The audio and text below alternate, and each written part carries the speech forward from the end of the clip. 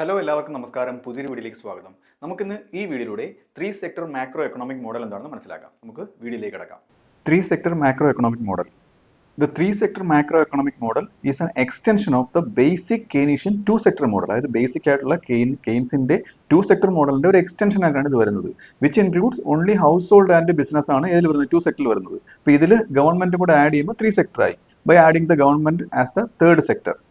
ഇനി നമുക്ക് ഇതിലെ 3 സെക്ടേഴ്സ് പരിചയപ്പെടാം. ഇപ്പോൾ 3 സെക്ടേഴ്സ്. അതിൽ ഒന്നാമത്തത് ഹൗസ് ഹോൾഡ്സ് ആണ്.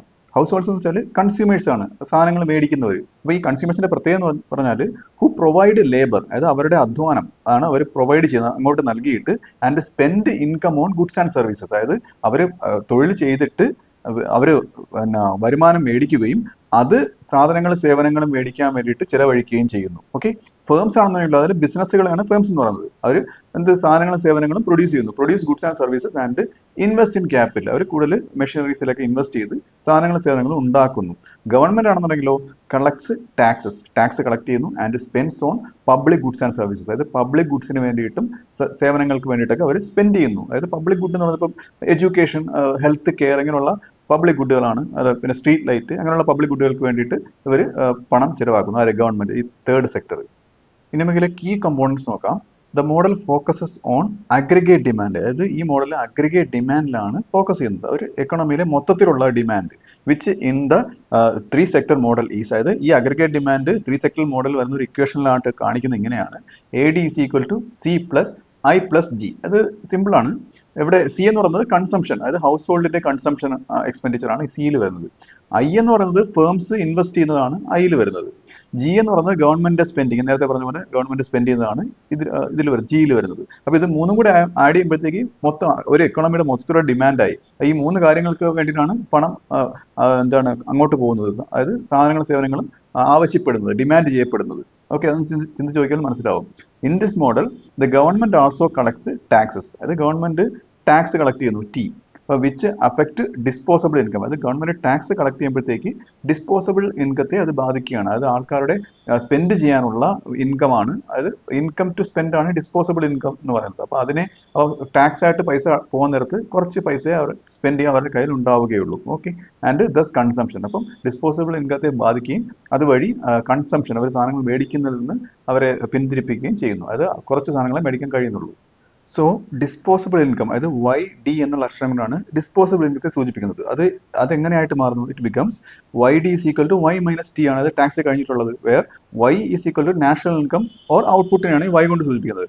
മൈനസ് ടാക്സസ്, T ടാക്സസ് ആണ്. അപ്പം ഇതാണ് ഡിസ്പോസബിൾ ഇൻകത്തിന്റെ ഒരു ഇക്വേഷൻ വരുന്നത്. അപ്പോൾ കൺസംഷൻ എന്ന് പറയുന്നത് ഡിസ്പോസബിൾ ഇൻകത്തിന്റെ ഒരു ഫംഗ്ഷൻ ആയിട്ട് വരികയാണ്, ടാക്സ് കഴിച്ചിട്ടുള്ളത്. അപ്പോൾ എങ്ങനെ അത് റീറേറ്റ് ചെയ്യുന്നത് എങ്ങനെയാണ്? C is equal to A plus B of Y minus T എന്ന് വരും. അതായത് ഇവിടെ A എന്ന് പറയുന്നത് ഓട്ടോണമസ് കൺസംഷൻ ആണ്. അതായത് നമുക്ക് നിലനിൽപ്പിന് വേണ്ടിയുള്ള കൺസംഷൻ. നമുക്ക് വരുമാനം കിട്ടിയാലും ഇല്ലെന്നുണ്ടെങ്കിൽ നമ്മൾ നിലനിൽപ്പിനുള്ള ഭക്ഷണം കഴിച്ചേ പറ്റൂ. അപ്പോൾ ആ ഒരു കൺസംഷൻ ആണ് ഓട്ടോണമസ് കൺസംഷൻ എന്ന് പറയുന്നത്. B എന്ന് പറയുന്നത് മാർജിനൽ പ്രൊപ്പൻസിറ്റി ടു കൺസ്യൂം ആണ്. അതായത് നമുക്ക് അധികമായിട്ട് കിട്ടുന്ന വരുമാനത്തിൽ നിന്നും നമ്മൾ എത്ര സ്പെൻഡ് ചെയ്യുന്നുള്ളതാണ് MPC എന്ന് പറയുന്നത്. ഓക്കെ, അതാണ് ഈ B എന്ന അക്ഷരം കൊണ്ട് സൂചിപ്പിക്കുന്നത്. അപ്പം ഈ ഫോർമുല ഇങ്ങനെ എഴുതേണ്ടി വരും. ഇനി നമുക്ക് ഇതിന്റെ ഇക്വിലിബ്രിയം കണ്ടീഷൻ നോക്കാം. In the 3 sector model, the economy is in equilibrium when Y is equal to C plus I plus G. ഇതാണ് ഇതിന്റെ ഇക്വിലിബ്രിയം കണ്ടീഷൻ. അതായത് C plus I plus G ഞാൻ പറഞ്ഞു കഴിഞ്ഞു അഗ്രിഗേറ്റ് ഡിമാൻഡ് ആണെന്ന്. ഓക്കെ, അത് is equal to income, അതായത് മൊത്തം നാഷണൽ ഇൻകം. അതായത് അഗ്രിഗേറ്റ് സപ്ലൈയുടെ വേറൊരു പേരാണ് Y എന്ന് പറയുന്നത്, Y എന്ന് സൂചിപ്പിക്കുന്നത്. അപ്പോൾ aggregate demand is equal to aggregate supply എന്നുള്ളൊരു കണ്ടീഷനായി ഇവിടെ. ഓക്കെ, അപ്പം ഈ അതിൽ C ഇല്ലേ, ഈ സിയുടെ സ്ഥാനത്ത് ഞാൻ തൊട്ട് മുമ്പ് പറഞ്ഞ ആ ഇക്വേഷൻ എടുത്ത് സബ്സ്റ്റിറ്റ്യൂട്ട് ചെയ്യുമ്പോഴത്തേക്ക് ഇക്വേഷൻ ഇങ്ങനെ വരും. ഞാൻ തൊട്ട് മുമ്പ് പറഞ്ഞ ഇക്വേഷൻ ആണ്, അതായത് substituting the consumption function Y is equal to A plus B into Y minus T എന്ന ഒരു ഇക്വേഷൻ സിക്ക് പകരം പറഞ്ഞിരുന്നു. അപ്പോൾ അതേ പ്ലസ് I പ്ലസ് G ആണ് ഈ സബ്സ്റ്റിറ്റ്യൂട്ട് ചെയ്യുമ്പോൾ കിട്ടുന്നത്.